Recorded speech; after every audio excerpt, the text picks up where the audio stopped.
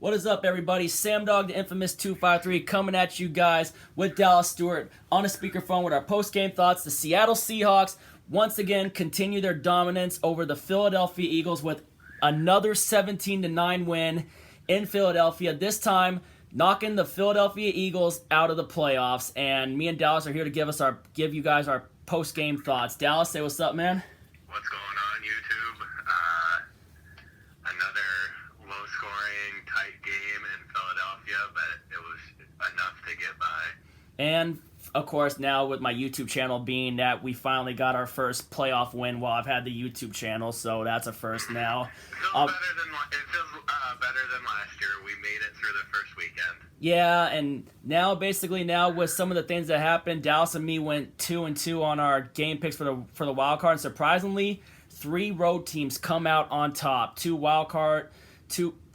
wild card teams come out on top, and one division winner comes out on top at home in the division, with Houston beating the Buffalo Bills in overtime. The Tennessee Titans pulling the crazy upset in Foxborough, and of course today the Minnesota Vikings going to overtime, and then Kirk Cousins hitting freaking Adam Thielen for that big time pass before hitting Kyle Rudolph on third down for the game-winning touchdown. Now the Seahawks playing a big-time defensive game and fighting through some penalties and ultimately holding the Eagles out of the end zone the entire game and putting the Eagles in their offseason. But we just want to put our thoughts on the game. Also, I want to give a shout-out to Philly 500, Philly Joyle, a couple of Eagles fans I know on there saying a hell of a game, even though sorry about that.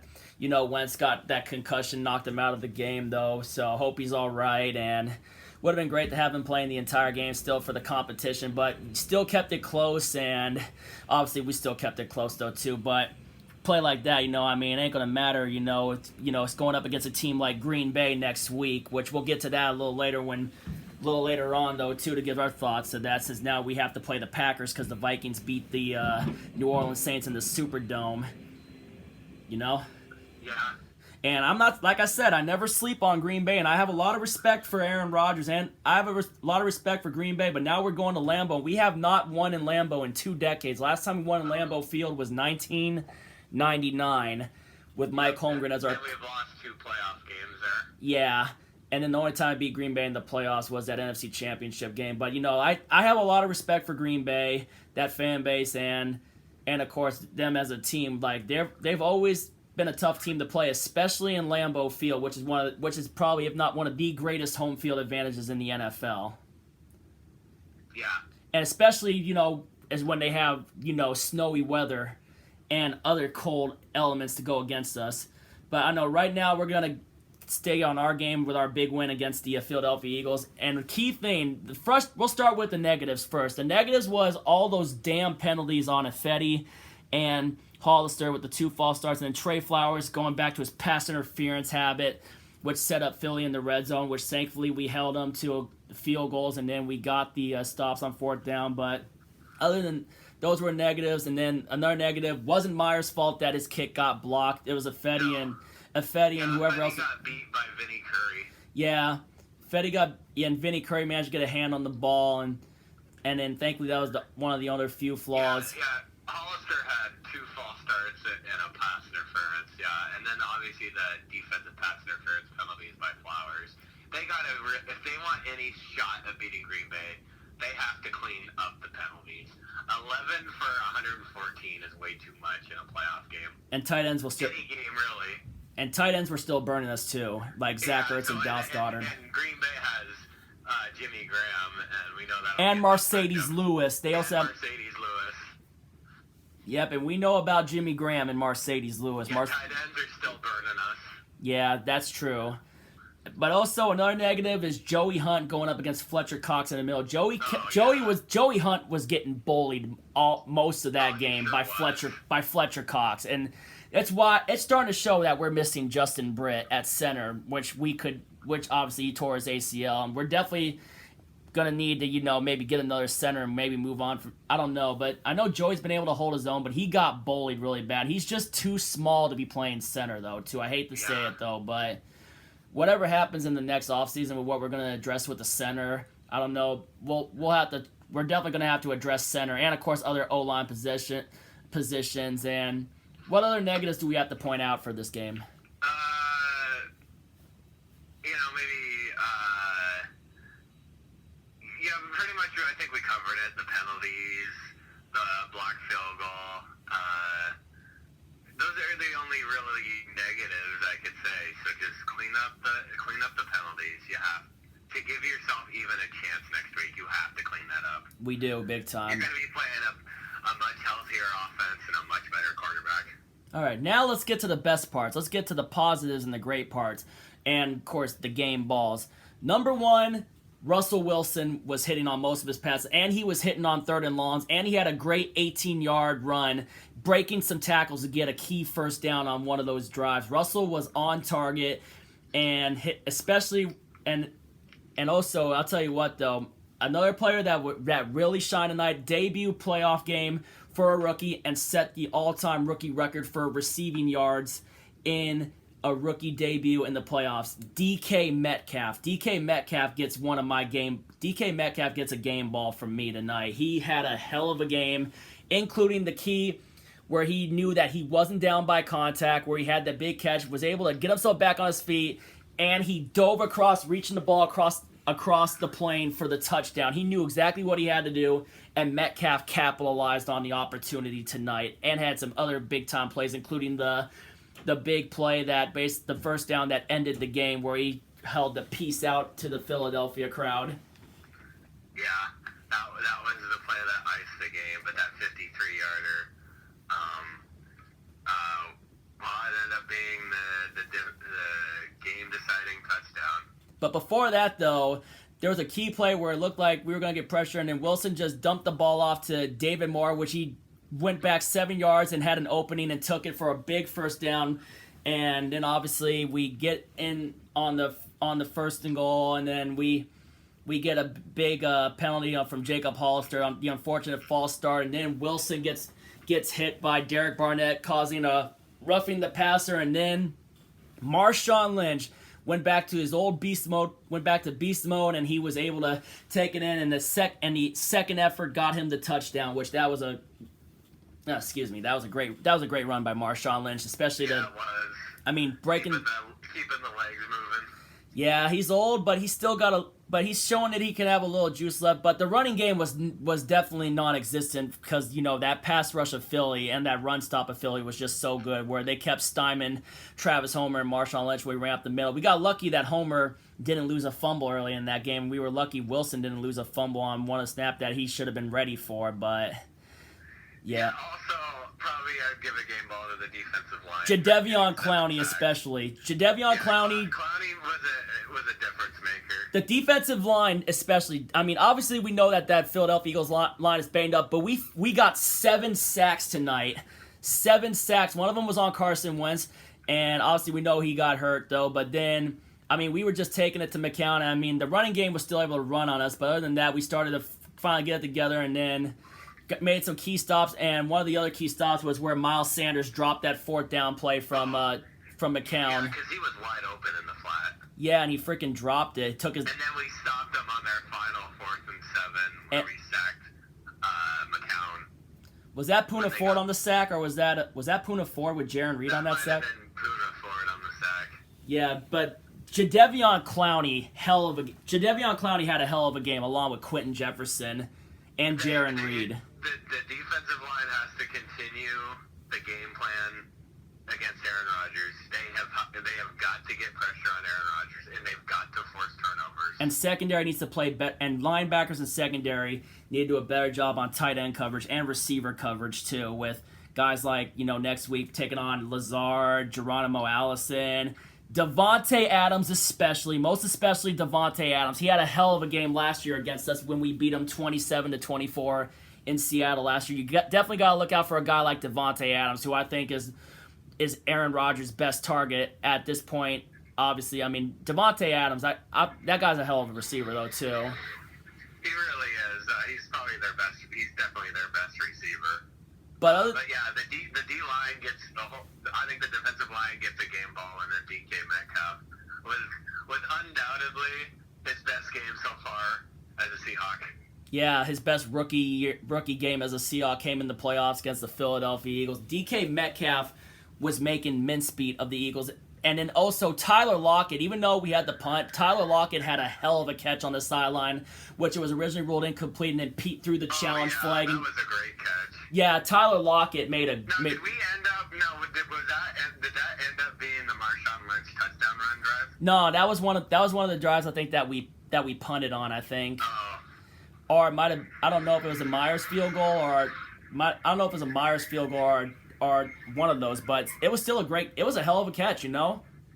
Yeah, and at the time I thought, maybe Carroll was going to lose the challenge, but it ended up being a good challenge. I saw the feet down. I was like, I said, immediately when I knew Lockett had both the feet down, I immediately said, throw that fucking challenge flag, Pete.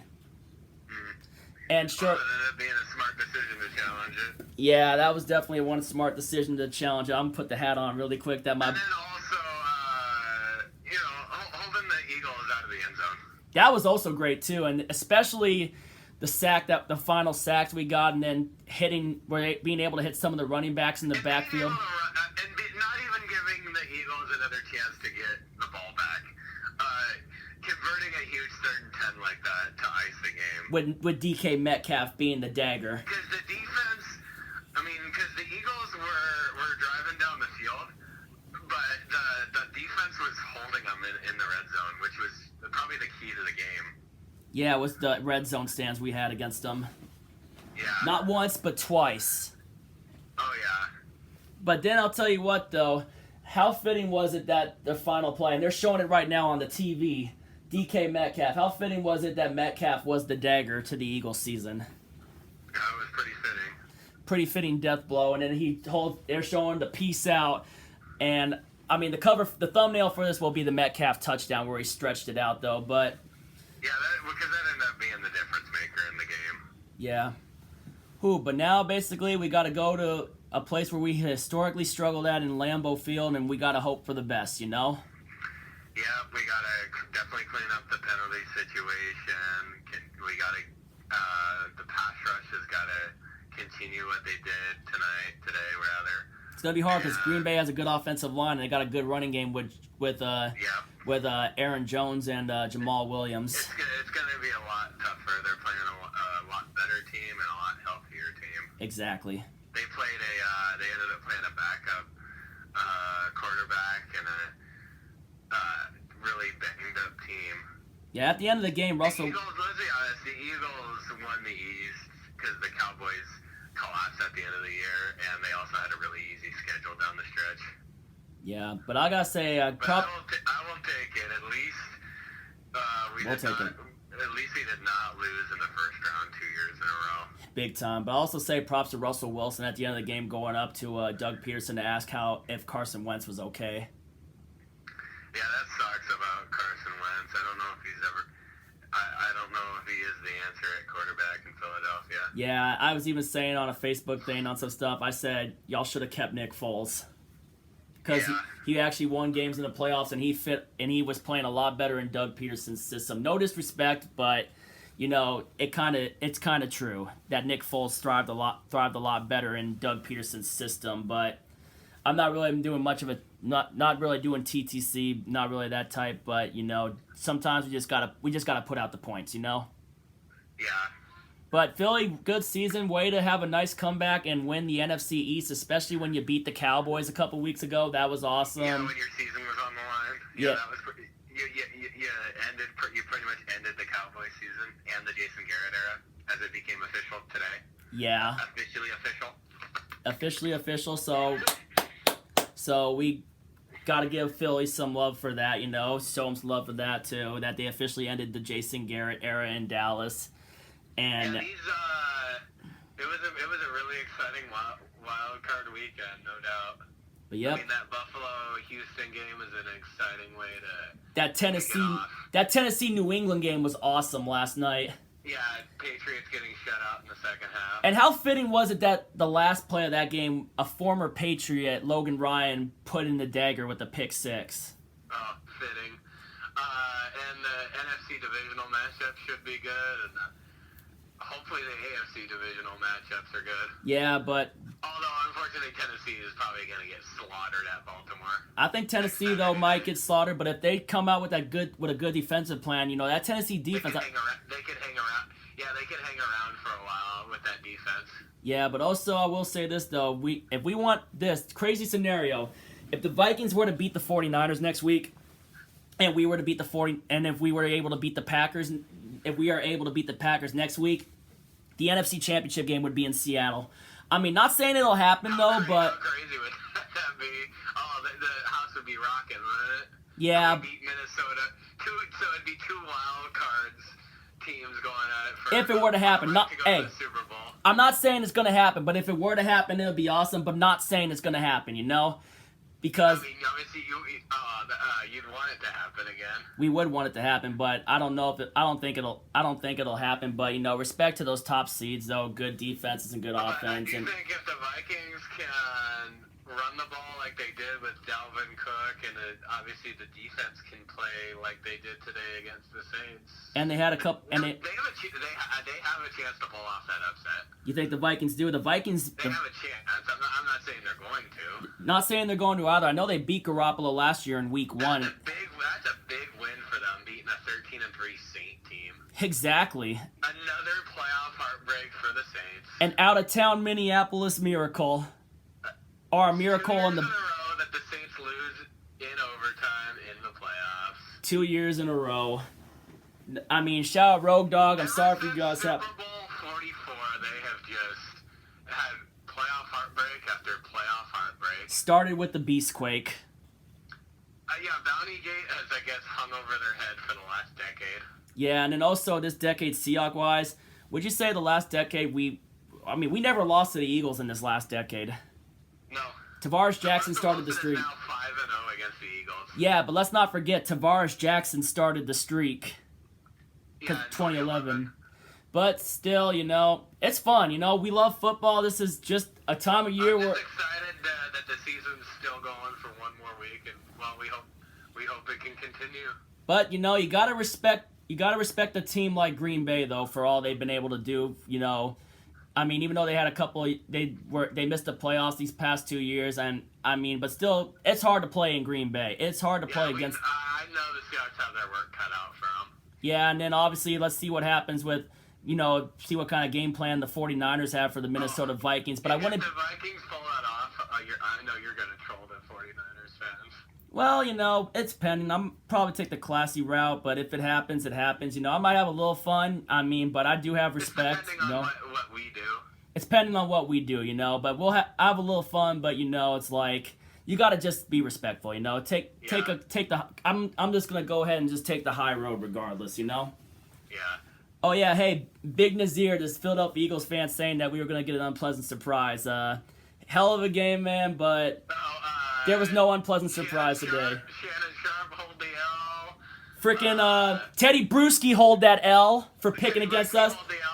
Colleen Wolfe better hold that freaking L. Colleen Wolfe, who was the other guy on NFL Network that picked against us? I forgot, but all I know is that MJD picked us to win that game. Maurice Jones-Drew. Teddy Bruschi, did anybody on ESPN pick the Eagles? Yeah, that was NFL Network, and then even some freaking guys on NBC freaking. Oh yeah, Rodney Harrison hold that freaking L. Rodney Harrison hold the L. Shannon Sharp walking to him. Wentz didn't get his first playoff win because he got injured in the first quarter. And let's not forget that Wentz wears a Super Bowl ring because of Nick Foles. Yeah. Wait, Rodney Harrison picked the Eagles? Rodney Harrison picked the freaking Eagles in that game. Wow. Yeah. Anyway, hell of a matchup though too. We're on to next week. We survived. Time to get ready to do it. If you're new to the channel, hit that subscribe button, ring the bell, give me a thumbs up. Let me know your thoughts in the comments down below. And next up, Lambeau Field. Let's hope for the best, but got to play a tough Packers team. We got to really clean it up. We really got to clean it up with the penalties. And of course, now with me, with having family in Wisconsin, there's going to be that family battle too. So that's always fun to have that every year. It would be nice to exercise some demons in Lambeau. Yeah. Other than that, thank you guys for tuning in. Sam Dog the Infamous 253 and Dallas Talks Hawks signing out, as my buddy Dax calls you, right? Yeah. With Dallas Stewart, we're about to sign out. And as usual, if you ain't with it, you ain't infamous. And as always, go Seahawks. We're on the Green Bay.